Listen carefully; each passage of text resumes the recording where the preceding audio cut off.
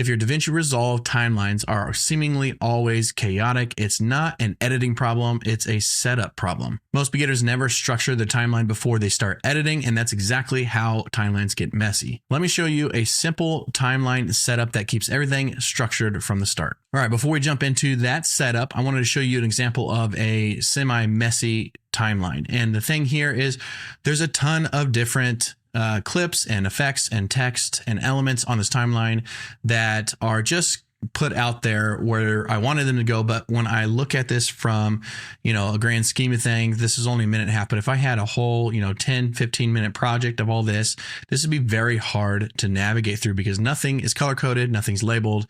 And overall, it's just hard to go back through it and find what you need to find. So what we want to do is set it up properly from the get-go, from the start. Okay.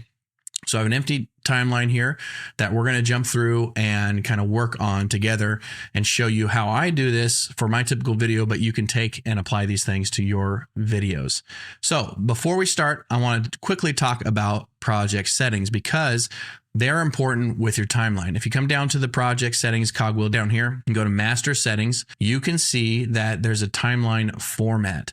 And this is important to set up before you start your project. You set your resolution and you set up your frame rate. And the reason you want to do this is because it will lock once you start adding timelines and adding clips to those timelines. You won't be able to go back and change those. So set this up for your final resolution and frame rate that you want to do and make sure that those are correct. Because when you come over here to the media pool and right click and go to timelines, create new, you're going to be able to have some settings that you want to go through. First, time code. As a beginner, you don't need to mess with that, but name your timeline what you need to name it. If it's a rough cut or if it's a specific part of the video, name it that.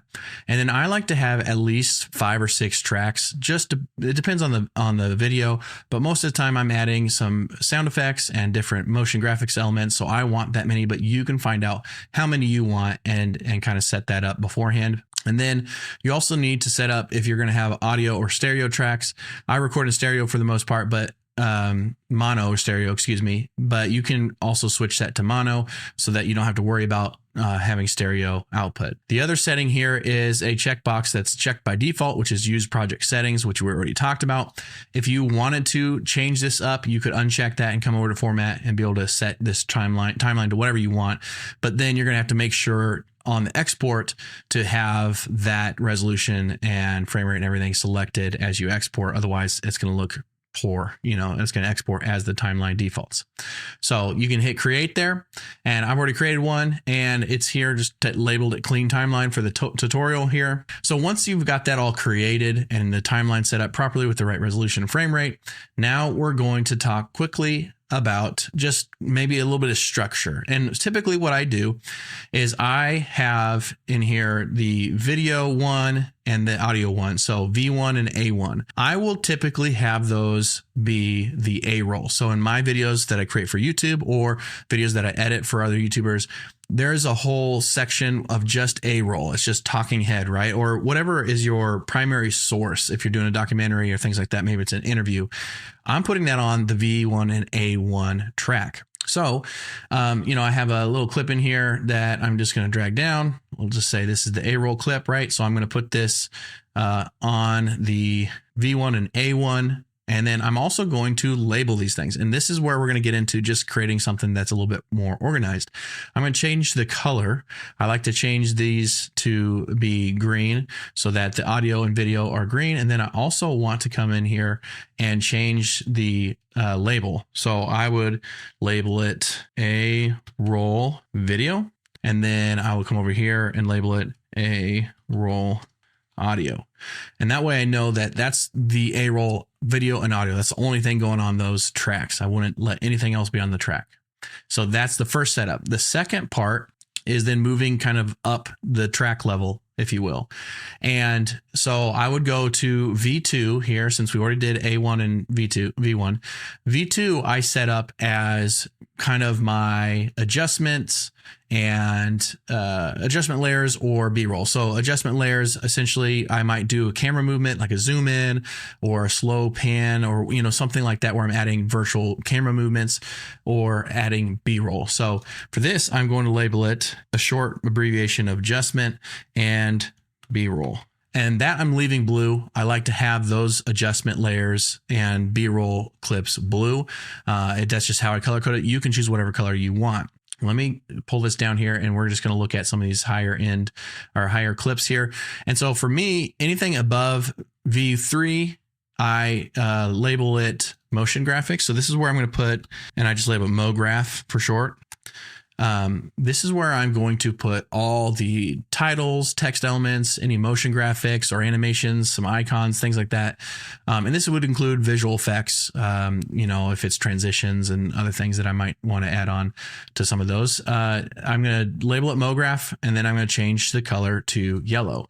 And what this allows me to do, so let me just drop down, a random image here on this. It creates the clip yellow. So in the timeline, it's going to look yellow. If it's on this, it's going to be blue. If it's down here, it's going to be green, right? And so I would basically do that for all of these layers. I would relabel it, MoGraph, and then I would change all the layers to yellow so that any of the motion graphics elements that are on the those layers would be yellow.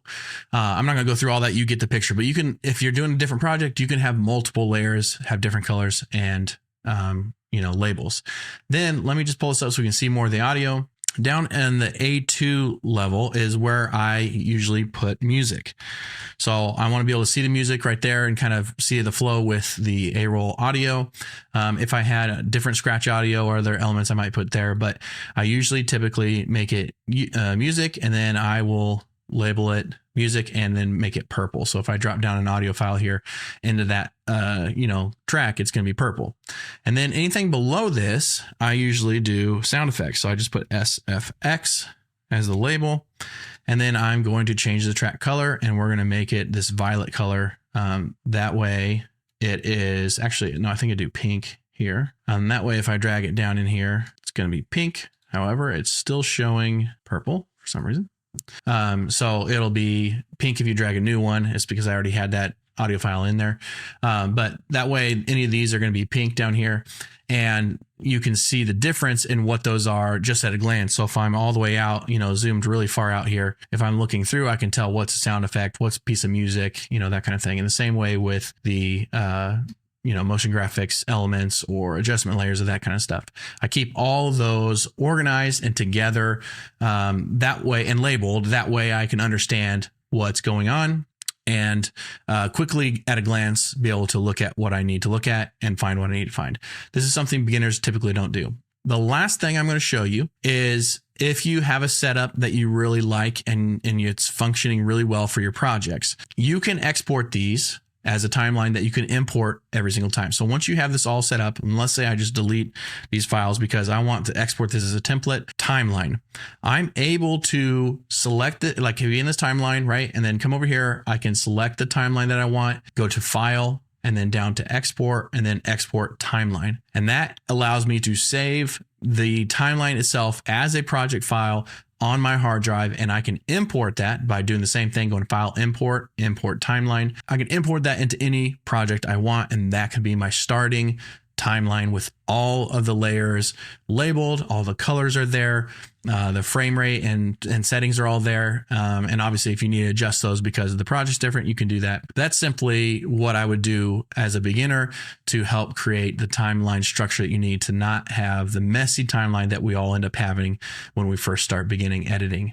So once your timeline gets organized like this, everything becomes a little bit faster because everything is structured. And if you want to speed up things even further, DaVinci Resolve has some AI tools that will save you hours on your edit. Watch this video right here where I share the 5 AI tools I use constantly in DaVinci Resolve.